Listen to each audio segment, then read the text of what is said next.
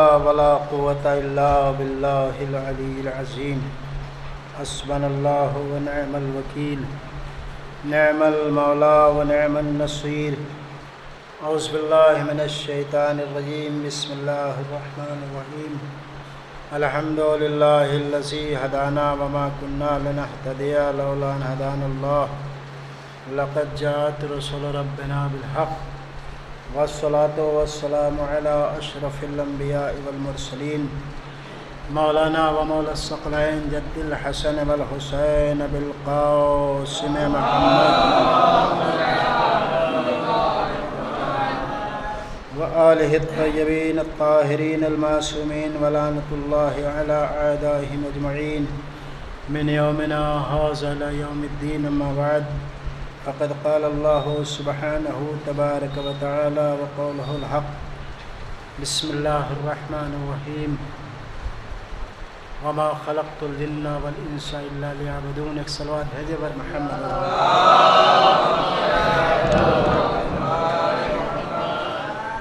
حضرات،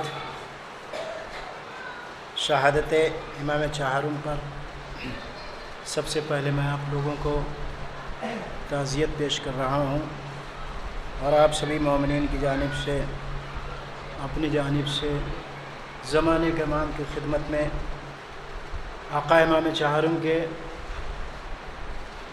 شہادت کی کا پرسہ اور تعزیت پیش کرنے کی سعادت حاصل کر رہا ہوں. حضرات، قرآن کریم کی جس آیت کو میں نے آپ کے سامنے عنوان کلام کے طور پر پیش کیا ہے، وہ قرآن کریم کا 51واں سورہ زاریات جس کی 56ویں آیت ہے. اللہ ارشاد فرما رہا ہے وما خلقت الجن والانس الا لیعبدون. کیا ہم نے جنات اور انسان کو اس لیے نہیں پیدا کیا کہ وہ میری عبادت کریں؟ حضرات، آپ جانتے ہیں اس وقت پورے علاقے میں امام چہارم کا سوگ منایا جا رہا ہے. کہیں مجلسیں ہو رہی ہیں، کہیں ماتم ہو رہا ہے، کہیں نوحہ خوانی ہو رہی ہے، اور ہونا بھی چاہیے، اس لیے کہ یہ میرا امام وہ امام ہے کہ جس کے بارے میں ساری دنیا کو ہمیں بتانا ہے کہ اس امام نے اپنے بابا کی تعزیت کیسے پیش کی ہے، اور امام کا فرش عزا بچھا کر زینب اور جناب عابدی بیمار نے ساری دنیا پر احسان کیا کہ دیکھو، حسین کی شہادت کے بعد قید خانے کی زندگی گزارنا اور گزارنے کے بعد جب آزادی ملے تو اس آزادی کے موقع پر حسین کی فرش عزا بچھانا یہ ہماری سنت ہے. اس لیے ہم چاہنے والوں کو یہ ضروری ہے کہ اہل بیت کے بتائے ہوئے راستے پر عمل کریں. جو بھی اہل بیت نے بتایا ہے اور جو بھی پہنچایا ہے ہم اس پر عمل کریں. دیکھیں، میں تھوڑا سا مصروف بہت تھا آج، اس لیے تھوڑا تاخیر سے آ سکا. حالانکہ میں نے آج چھٹی لیا تھا، لیکن کچھ الگ سے مصروفیات آ گئی. 8 بجے میں اسکول گیا اور 40 کلومیٹر گاڑی چلا کر کے آ رہا ہوں. بہرحال اس سے بحث نہیں ہے. تو میری مصروفیت کو آپ مد نظر رکھتے ہوئے میں نے تو چاہا تھا کہ میں آج چھٹی پر رہوں گا، باقاعدہ طور پر مجلس پڑھوں گا، لیکن کچھ تھکان ہے. بہرحال اس کا احساس مجھے نہیں کرنا ہے. آپ سبھی حضرات نعرہ صلوات سے میرا استقبال کریں.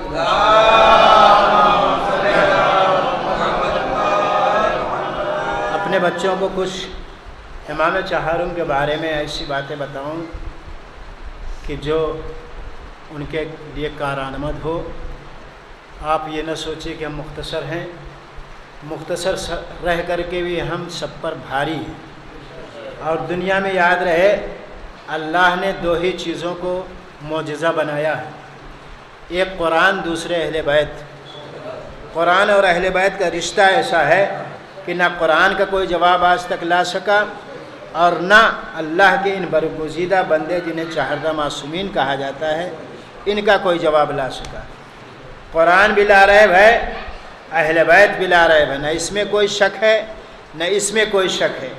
اہل بیت علیہم السلام کی ذات وہ ذات ہے کہ اگر انسان ان پر غور کرے تو پہلے امام سے لے کر آخری امام تک دنیا کا کوئی انسان ہمارے ان اماموں کا جواب نہیں لا سکتا ہے کسی بھی اعتبار سے۔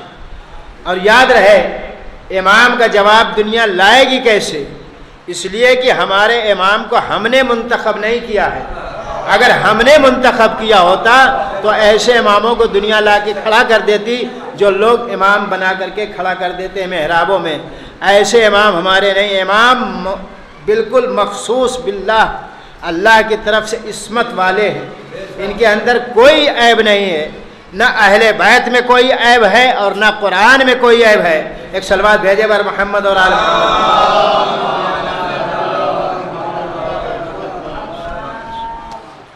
تو قرآن لاجواب ہے، اس کا کوئی جواب نہیں لا سکتا، اس کی مثل ہے ہی نہیں۔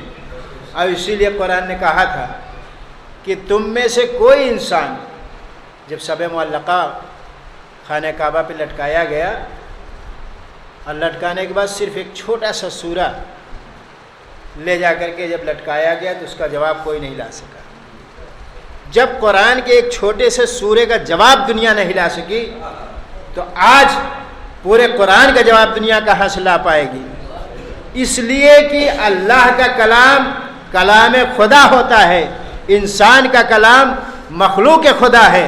خالق ہر اعتبار سے بلند ہے، چاہے وہ دنیا میں انسان کو پیدا کرے نہ کرے، لیکن خالق خالق رہے گا۔ وہ اسی لیے اللہ نے انسانوں کو پیدا کر کے بتایا کہ دیکھو میں تمہیں اسی لیے پیدا کر رہا ہوں، تم میری عبادت کرنا، اس کے علاوہ کچھ اور کام تمہارے لیے نہیں ہے۔ عبادت نماز پڑھنا بھی ہے، عبادت فرش اعضاء بھی کرنا ہے، عبادت ماتم بھی کرنا ہے۔ جتنا اللہ اور رسول کی خوشنودی کے لیے کام کیا جائے گا وہ سارا کام عبادت پروردگار شمار کیا جائے گا۔ ایک صلوات بھیجے بر محمد اور آل محمد پر۔ آپ کبھی بھی یہ تصور نہ کیجئے کہ صرف نماز پڑھنا ہی عبادت ہے، نہیں، بلکہ ہر وہ امر، جس امر اور جس کام سے اللہ، رسول اور اہل بیت خوش ہو جائیں، اور جو احکام اللہ نے اہل بیت کے ذریعے سے ہم تک پہنچائے ہیں، انہی کاموں کے کرنے کا نام عبادت ہے۔ ہر وہ عمل جس سے اللہ، رسول، اہل بیت خوش ہو جائیں۔ اب ہمیں یہ دیکھنا ہے کہ اللہ، رسول اور اہل بیت کس عمل سے ہمارے خوش ہو رہے ہیں۔ اگر ہم میں اتحاد ہے اور اہل بیت اتحاد چاہتے ہیں تو یہ کام عبادت ہے۔ اگر ہم نے سب ایک ہو کر کے فرش اعضاء بچھائی، فرش اعضاء پر بیٹھ کر اہل بیت کا ذکر سنا، تو یہ اہل بیت کا کرم ہے کہ جیسے انہوں نے بتایا ویسے ہم نے عمل کیا۔ اہل بیت بتاتے چلے جائیں، ہم کو عمل کرتے چلے جانا ہے۔ اگر گریز کرنے کے لیے بتائیں تو پرہیز کرنا ہے، اور اگر عمل کرنے کے لیے بتائیں تو عمل کر کے بتانا ہے کہ ہم اہل بیت کے سچے چاہنے والے ہیں۔ ایک صلوات بھیجے بر محمد۔ تو میری گفتگو آج عبادت پہ ہوگی۔ عبادت جو اللہ کی طرف سے ہمارے اوپر عائد کی گئی ہے وہ صرف نماز روزہ نہیں ہے، بلکہ ہر وہ امر جس سے اللہ خوش ہو جائے۔ آپ فرش اعضاء پر آتے ہیں تو کبھی نہ یہ سوچئے کہ کئے لوگ ہیں اور کتنے لوگ ہیں، جتنے بھی آئیں گے وہ عبادت اہل بیت اور پروردگار کی عبادت میں شامل ہو جائیں گے۔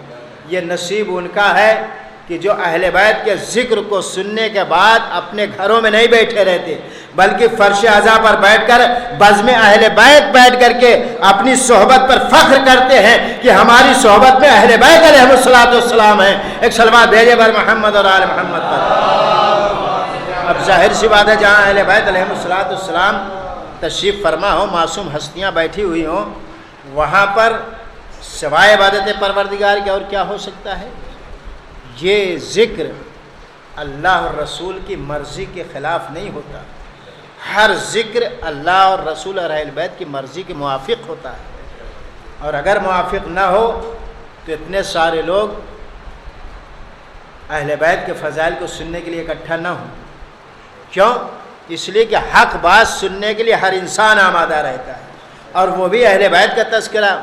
اہل بیت نے اپنی پوری زندگی میں ہمیں اور آپ کو بتایا کہ زندگی کیسے گزارنی ہے، کیسے ہم کو چلنا ہے اور کیسے ہم کو عمل کرنا ہے۔ سب سے پہلی منزل میں آپ کو بتاؤں کہ اگر آپ عبادت پروردگار کر رہے ہیں تو کبھی فخر نہ کریے گا، اس لیے کہ جناب موسیٰ علیہ السلام جب کوہ طور پر گئے تو راستے میں شیطان ملا۔ شیطان ملنے کے بعد کہتا ہے موسیٰ کہاں جا رہے ہو؟ کہا میں جا رہا ہوں اللہ کی بارگاہ میں کوہ طور پر کچھ خدا سے باتیں کر رہا ہے۔ کہ اے موسیٰ میری طرف سے میری ایک التجا ہے، وہ اپنے پروردگار تک پہنچا دو۔ کہا کیا کہنا چاہتے ہو؟ کہا میں کہنا یہ چاہتا ہوں کہ آپ اپنے پروردگار سے کہہ دیجئے کہ پالنے والے شیطان کو بخش دے، اس نے جو بھی کوتاہیاں کی ہیں اسے معاف کر دے۔ تو کہا ٹھیک ہے میں اللہ کی بارگاہ میں جاؤں گا، کہہ دوں گا کہ پالنے والے شیطان کو بخش دے، اللہ رحیم ہے غفور ہے۔ جناب موسیٰ گئے کوہ طور پر، جانے کے بعد بارگاہ خداوندی میں عرض کیا پالنے والے میں تیرے ملاقات کے لیے کوہ طور پر آ رہا تھا، راستے میں مجھ سے شیطان سے ملاقات ہوئی، اس نے کہا میری طرف سے اپنے پروردگار سے کہہ دینا کہ پالنے والے شیطان کی گناہ کیسے معاف ہوگی، اسے معاف کر دے۔ تو جناب موسیٰ سے اللہ نے کہا اے موسیٰ شیطان سے کہہ دو اگر وہ اپنی گناہوں کو معاف کروانا چاہتا ہے تو وہ آدم کی قبر پر جا کر ایک سجدہ کر لے، میں اسے معاف کر دوں گا۔ جناب موسیٰ نے اس بات کو سنا، واپس ہوئے، پھر وہیں پر بیٹھا ہوا ملا۔ کہا موسیٰ کیا تم نے میری بات کو پہنچایا؟ کہا ہاں میں نے اپنے پروردگار سے کہا کہ اے پروردگار شیطان مجھے فلاں جگہ پر ملا اور میں نے اس کی گفتگو سنا، اور اس نے کہا کہ اے موسیٰ اپنے اللہ کی بارگاہ میں جا کر کے یہ کہو کہ پالنے والے شیطان کو کیسے تو بخش سکتا ہے، وہ مجھے ذریعہ بتا دے۔ تو پروردگار نے کہا کہ یہ موسیٰ جا کے شیطان سے کہہ دو کہ اگر وہ جناب آدم کی قبر پر جا کر کے ایک سجدہ کر لے میں اس کی ساری گناہ معاف کر دوں گا۔ شیطان نے کہا اے موسیٰ یہی تو میرا ان کا معاملہ تھا، سجدے ہی کا تو معاملہ تھا، اگر سجدہ کر لوں گا تو پھر میری بات کہاں رہ جائے گی، اس لیے میں آدم کی قبر کو ڈھونڈنے کہاں جاؤں؟ تو جناب موسیٰ نے کہا اگر قبر نہیں چاہتا ڈھونڈنا تو میں تجھ کو راستہ بتاتا ہوں، ایک قبر بنا لے، اسی کو قبر آدم تصور کر کے وہیں سجدہ کر لے۔ اس نے کہا یہ بھی نہیں ہو پائے گا۔ کہا راستہ تو آپ نے بتا دیا لیکن میں آدم ہی سے تو بغض رکھتا ہوں، حسد رکھتا ہوں۔ کہا تو پھر کبھی بھی تو بخشا نہیں جائے گا، جا جو بھی کرنا ہو تو اپنا کر لے لیکن میرے خاص بندوں کو بہکا نہیں پائے گا۔ میں ایک مرتبہ شیطان نے بھی کچھ وصیتیں جناب موسیٰ کو کی کہ موسیٰ چلو ٹھیک ہے میں نہیں بخشا جاؤں گا لیکن میری 3 باتیں آپ یاد کر لیجئے۔ پہلی بات تو یہ ہے کہ کبھی بھی کہیں بھی کسی بھی مقام پر عورتوں کو اپنا مشیر نہ بنانا۔ دوسری بات یہ ہے کہ اللہ کی نافرمانی نہ کرنا۔ تیسری بات یہ ہے کہ کبھی تکبر نہ کرنا۔ اس لیے کہ انہی تینوں کی وجہ سے میں اللہ کی بارگاہ سے نکالا گیا ہوں، اور میں ہی نہیں اللہ کی بارگاہ سے تو جناب آدم بھی نکالے گئے، لیکن فرق یہ تھا کہ میں تکبر کی وجہ سے نکالا گیا، آدم ان چیزوں کی وجہ سے نکالے گئے کہ جو آدم نے جنت میں کیا، یعنی ایک درخت کے لیے منع کیا گیا تھا کہ اس کے پاس نہ جانا، اور گئے تو کیسے گئے؟ شیطان نے نہیں بہکایا، ان کی عورت نے بہکایا کہ اللہ نے درخت کے پاس جانے سے منع کیا ہے، پھل کھانے کے لیے تھوڑی منع کیا ہے، جا کر پھل کھاؤ۔ تو اے آدم عورت کا مشیر نہ بنانا کبھی بھی، اور تکبر نہ کرنا، ان تینوں باتوں سے بچے رہو گے، ہمیشہ ہوشیار رہو گے اور ہمیشہ کامیاب کی زندگی گزارو گے۔ ایک صلوات بھیجے بر محمد اور آل محمد پر۔ تو تکبر نہیں کرنا ہے، کبھی بھی کسی بھی مقام پر کوئی بھی چیز مل جائے تو اس پر تکبر نہیں کرنا ہے۔ یہ جناب موسیٰ نے ہمیں درس دیا کہ یقیناً تکبر کرنے والا بارگاہ خداوندی سے نکال دیا جاتا ہے، اور اسی لیے ہم کو جتنی مال و دولت اور جتنی نعمتیں ملی ہم اس پر اللہ کا شکر ادا کرتے ہیں، تکبر نہیں کرتے۔ پوچھنے والے کسی شخص نے میرے چوتھے امام سے پوچھا مولا یہ بتائیے آپ کو سید الساجدین کیوں کہا جاتا ہے؟ تو میرے مولا نے فرمایا چاہنے والے سن، مجھے سید الساجدین اس لیے کہا جاتا ہے کہ پوری دنیا میں میں ایسا شخص ہوں کہ جتنی بھی نعمتیں مجھ کو ملتی ہیں، جیسے جیسے نعمتیں ملتی جاتی ہیں میں اللہ کا شکر ادا کرتا چلا جاتا ہوں۔ سجدہ شکر کرنے کی وجہ سے میرے پیشانی پر اور میرے اعضائے سجدہ پر اتنے نشان پڑ گئے، اتنے گھٹے پڑ گئے کہ مجھے ذوالصفنات کہا جانے لگا۔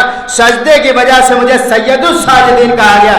اس کا مطلب یہ ہے کہ اہل بیت کا چاہنے والا سجدے سے گریز نہیں کر سکتا ہے، اللہ کی عبادت بھی کرے گا، فرش اعضا بھی بچھائے گا۔ ایک صلوات بھیجے بر محمد اور آل محمد۔ تو ہمیں سجدے سے گریز نہیں کرنا، نعمتیں ملیں اللہ کا شکر ادا کرو، جو بھی نعمت ہمیں ملے۔ مولا امام ہارون کے بارے میں ملتا ہے کہ میرے آقا 40 سال تک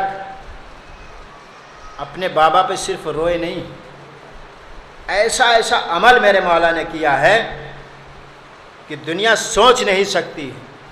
تقریباً 100 غلاموں کو میرے مولا نے آزاد کیا اور 80 کنیزوں کو میرے مولا نے آزاد کیا۔ اور کیسے آزاد کیا وہ بھی سن لیجئے۔ امام کا معمول تھا جب بھی کسی غلام کو یا کنیز کو خریدتے تھے تو اسے اپنا راستہ اور اللہ کا سیدھا راستہ بتاتے تھے۔ جب اسے مکمل طور پر اسلام میں ڈھال لیا کرتے تھے تو اس غلام یا کنیز کو آزاد کر دیا کرتے تھے۔ آپ یہ نہ سوچیے کہ امام نے صرف قید و بند کی زندگی گزاری ہے اور رو رو کے گزارا ہے۔ 40 سال میں میرے مولا نے 100 غلاموں کو آزاد کیا جیسے پہلے امام نے آزاد کیا تھا۔ پہلے امام نے بھی ایسے ہی کیا تھا۔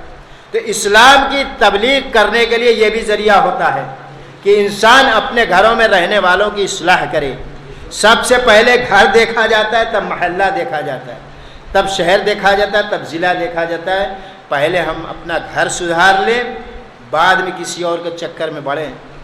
امام نے بتایا کہ پہلے اپنے گھر میں اصلاح کرو، پہلے غلاموں کو صحیح راستہ بتاؤ، اپنے بچوں کو صحیح راستہ بتاؤ، اپنے ماں باپ کو صحیح راستہ بتاؤ۔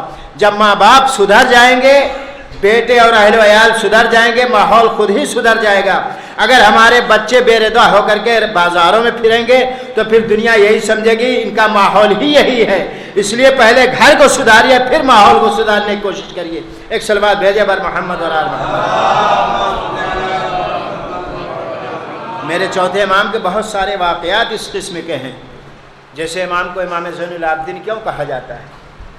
ہم نے اور آپ نے تو یہی سنا ہے کہ جب امام محو عبادت تھے تو ایسے عالم میں شیطان آیا اور آنے کے بعد امام کے انگوٹھے کو چبانا شروع کیا، اور جب انگوٹھے کو چبانا کیا مولا نے ایک لمحے کے لیے بھی اس کی طرف اپنے ذہن کو متوجہ نہیں کیا۔ اب آپ سوچئے کہ نماز کیسے پڑھی جاتی ہے، ذہن ادھر ادھر نہیں ہونا چاہیے۔ امام نے بتایا کہ عبادت پروردگار کے لیے جب کہیں بھی آ جاؤ تو صرف اللہ تمہاری نگاہ میں رہے، اس کے علاوہ کوئی نہ رہے، چاہے فرش اعضا ہو یا مجلس ہو یا آپ کے نماز ہو۔ جب اللہ تمہاری نگاہ میں رہے گا، دنیا کی کوئی طاقت تمہیں کوئی بھی گزن پہنچائے گی، کوئی بھی ظلم کرے گی، تمہیں احساس نہیں ہوگا۔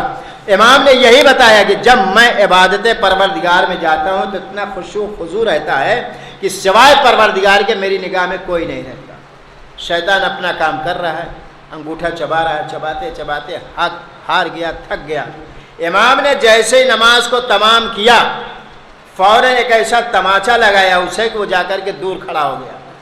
لوگ کہتے ہیں اور تاریخ بتاتی ہے، حالانکہ یہ تاریخ بالکل غلط ہے، کہ جو یہ کہتے ہیں شیطان جب دور جا کے کھڑا ہوا تو اس نے کہا انت زین العابدین، نہیں بلکہ ہاتف غیبی کی آواز آئی کہ اے میرے چاہنے والے، تو نے میری عبادت ایسی کی کہ انت زین العابدین، اے پروردگار تو جس سے خوش ہو جاتا ہے وہ عابدین کا مولا ہو جاتا ہے۔ اسی لیے عابدین کی زینت بنا کر کے مولا چاہروں کو بھیجا گیا تاکہ دنیا یہ سمجھے کہ عابد کیسے ہوتا ہے۔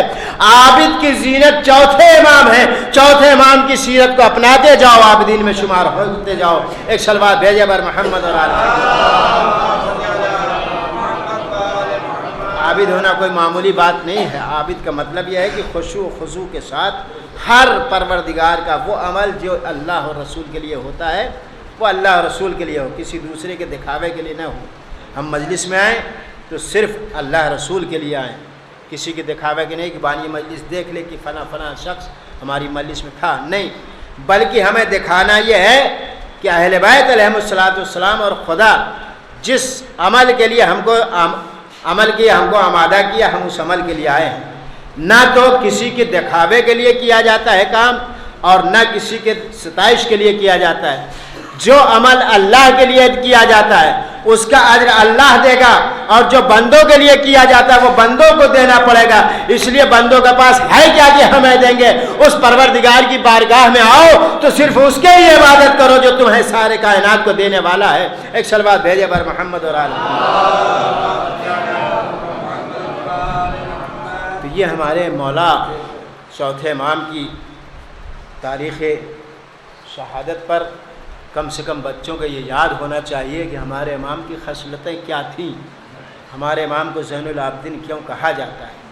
زین العابدین اسی لیے کہا جاتا ہے کہ اتنی خشوع و خضوع کے ساتھ عبادت پروردگار کرتے تھے کہ شیطان کا بھی بس نہیں چل پایا۔ ہمارے یہاں تو ہر لمحہ شیطان لگا ہوا ہے، ہم اپنے آپ کو بچائیں، شیطان کو اپنے تک آنے نہ دیں، اور اگر آ جائے تو لا حول پڑھ کے اسے دور بھگائیں، اس لیے کہ ہم اہل بیت کے چاہنے والے ہیں۔ اہل بیت کا چاہنے والا کبھی بھی کہیں شرمندہ نہیں ہوتا۔ میرے مولا ہیں، چلے حج کے لیے، ہشام ابن عبد الملک گیا، وہ بھی حج کے لیے، اور جب حج کے لیے گئے تو دوران حج ہشام ابن عبد الملک جا کے ایک جگہ کھڑا ہو گیا۔ اس نے کیا دیکھا کہ امام جیسے ہی آئے، اور آنے کے بعد میں نے کیا دیکھا کہ حاجیوں کا ہجوم ہے، مجھے حج کرنے کی توفیق نہیں مل رہی ہے کہ میں جا کر کے حج کروں، طواف کروں، خانہ کعبہ کو چوموں، لیکن ایک نوجوان ہے جو آ رہا ہے، اور جس کے آنے کا مرحلہ یہ ہے کہ جیسے وہ نوجوان آگے بڑھا، لوگ کائی کے طریقے سے پھٹ گئے۔ کیوں پھٹے؟ اس لیے پھٹ گئے کہ امام دنیاوی بنایا ہوا امام نہیں ہے۔ دنیاوی امام جا کے الگ کھڑا ہوتا ہے، اللہ کا امام جاتا ہے تو ساری دنیا اسے راستہ دے دیتی ہے۔ اللہ والے میں اور دنیا والے میں یہی فرق ہے، جب اللہ والا چلے گا تو دنیا کی ہر طاقت کو آگے جگہ میں دینی پڑے گی، لیکن جب دنیا والا ہوگا تو جا کے تماشا دیکھے گا کیسے میں حج کروں اور کیسے عبادت کروں۔ تو اللہ والے بنیے، دنیا والے نہ بنیے۔ دنیا کے بڑے بڑے بادشاہ دنیا میں آئے ہیں، لیکن سب جا کے دور کھڑے ہو کر کے تماشا دیکھتے ہیں۔ اہل بیت کی شان یہ ہے کہ جب بھی کہیں جاتے ہیں تو لوگ ان کا استقبال کرتے ہیں۔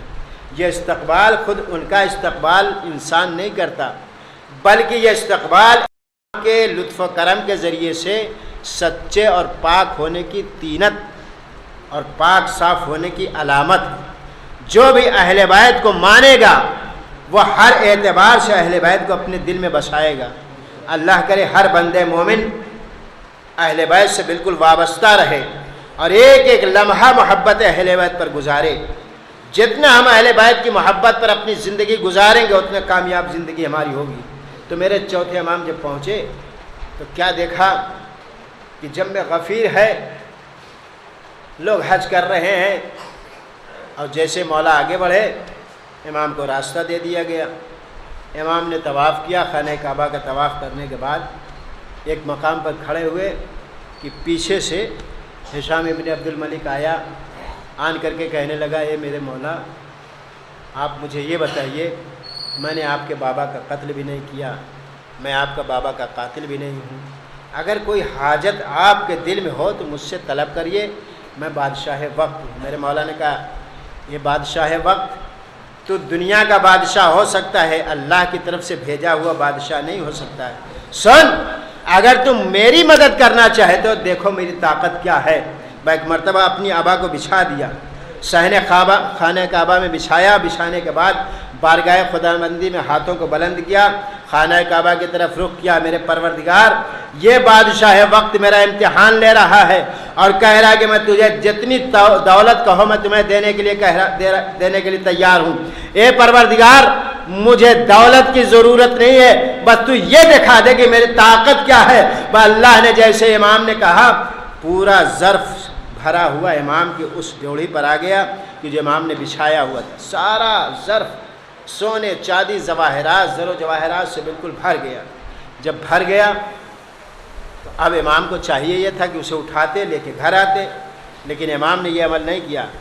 بادشاہ وقت کو بتایا کہ دیکھو دنیا کی دولت پانے کے بعد تم کیا کرتے ہو، دنیا کی دولت پانے کے بعد ہم کیا کرتے ہیں، تم وہ ہو جو اپنے پاس اکٹھا کرتے ہو، ہم وہ ہیں جو غریبوں میں تقسیم کر دیا کرتے ہیں۔ ایک سلوات بھیجے بر محمد اور آل محمد کا۔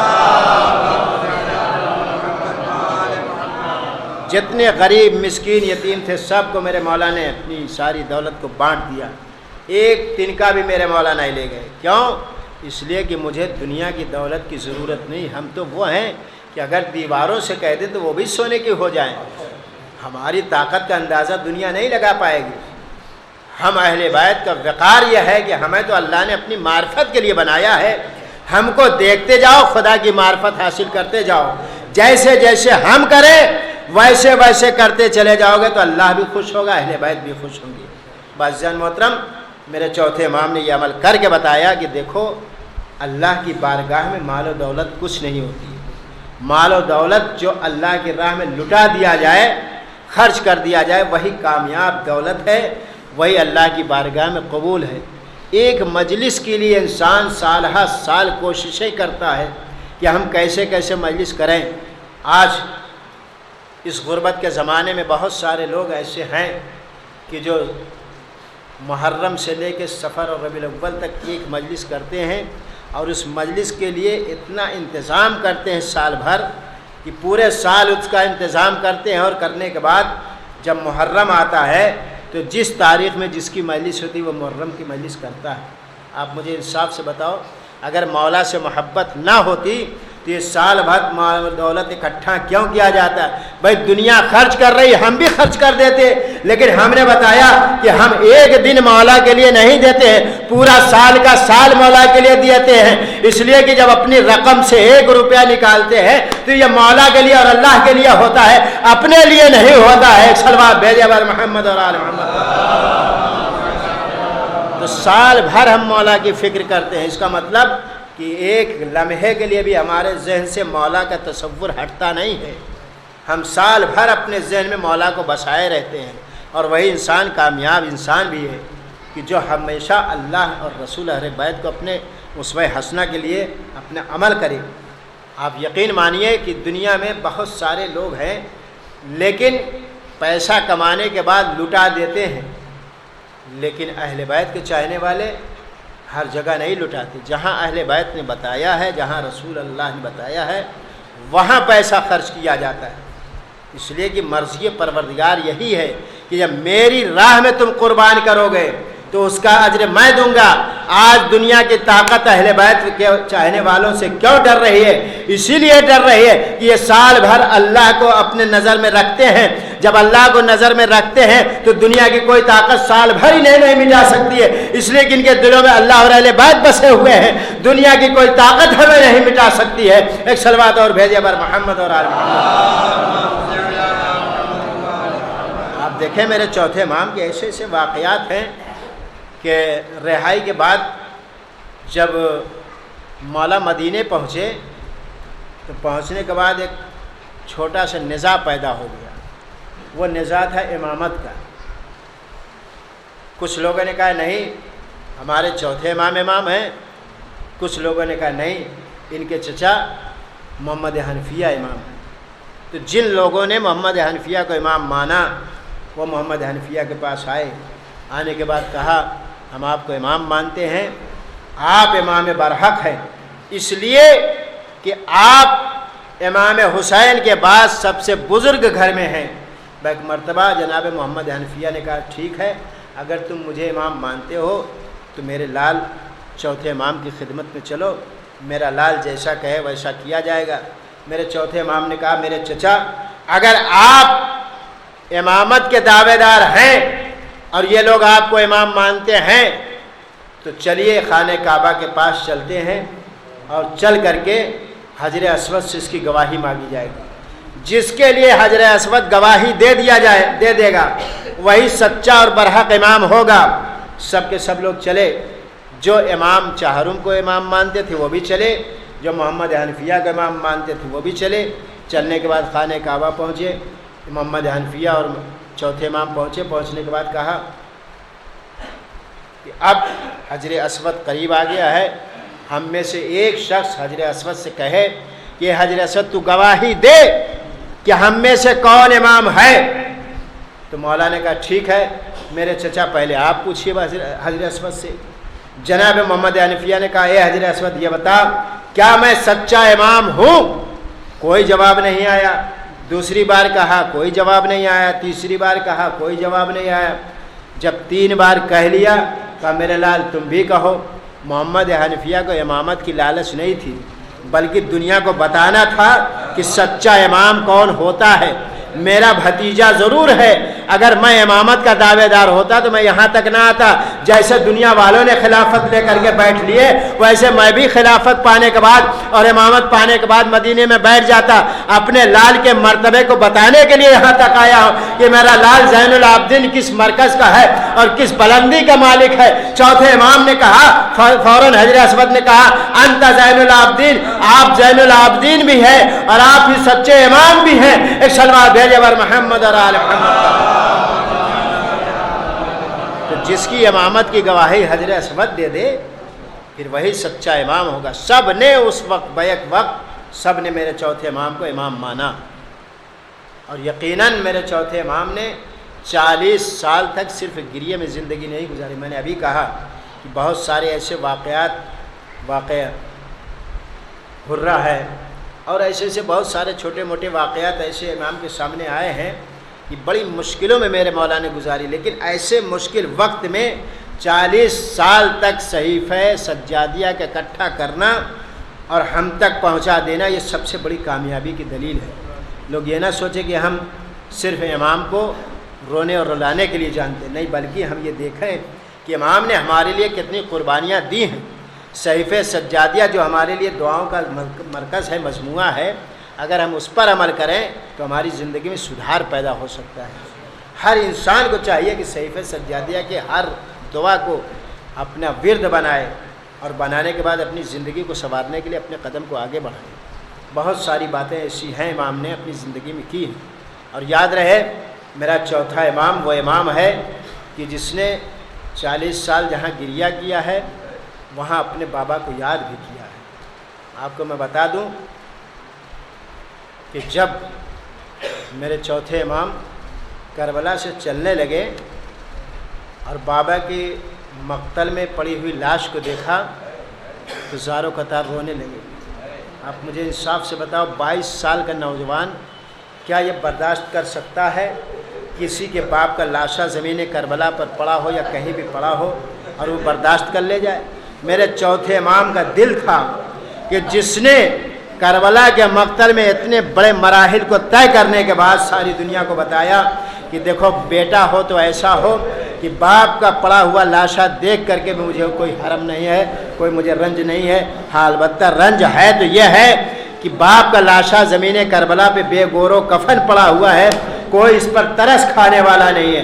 اگر مجھے کوئی فکر ہے تو یہ ہے کہ یہ سارے کے سارے مسلمان اپنے کشتوں کو تو سپرد لحد کر چکے، لیکن میرے بابا نے ان لوگوں کا کیا بگاڑا تھا کہ سارے کشتے ہیں نجس تو دفن ہو گئے، لیکن ہمارے بابا اور اہل بیت کے لاشیں اسی طریقے کربلا کے ریت پر پڑے ہوئے ہیں۔ عزاداران مظلوم کربلا میرے مولا اسی لیے رو رہے تھے کہ ہمارے سارے لاشیں کربلا کے مقتل میں اسی طریقے سے پڑے ہوئے ہیں۔ چوتھے امام کے ہاتھوں میں ہتھکڑیاں پڑی ہوئی ہیں، میرے امام کیسے دفن کریں اپنے بابا کے لاشے کو؟ عزاداروں مجھے انصاف سے بتاؤ کہ جس بیٹے کے ہاتھوں میں ہتھکڑی ہو وہ اپنے بابا کے لاشے کو کیسے دفن کرے گا؟ لیکن عزاداران مظلوم کربلا روایت کے یہ جملے ہیں کہ 12 یا 13 محرم کو باعجاز مولا کربلا کے مقتل میں آئے اور سارے لاشائے شہداء کو گنج شہیدہ میں دفن کیا۔